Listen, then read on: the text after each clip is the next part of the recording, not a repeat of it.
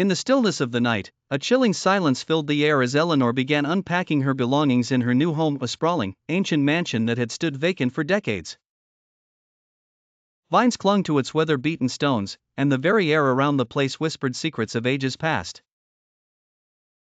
Among her collection of antiques was a massive, ornate mirror she had acquired from an old estate sale, its frame intricately carved with grotesque faces and twisted vines.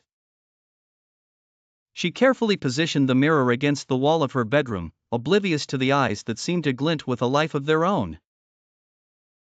It was not until the long hand of the clock struck midnight that she noticed something peculiar. The room was dark, save for the pale moonlight seeping through the curtains, but the mirror seemed to emit an eerie glow. Leaning in closer, Eleanor saw movement reflected in its surface, shadows that did not belong to her.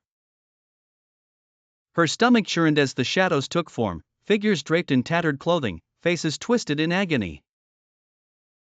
She took a shaky step back, heart pounding, but the figures in the mirror lunged toward her. A scream froze in her throat as icy fingers seemed to reach out and grasp for her. Eleanor stumbled, falling to the floor, her eyes locked on the horrific visions. With a violent flash, the room was plunged into a sudden darkness, silence enveloping her once more. When she dared to open her eyes, everything seemed normal. The mirror stood in its place, reflecting only her pale, trembling form. Days passed, and Eleanor could not shake the feeling of being watched.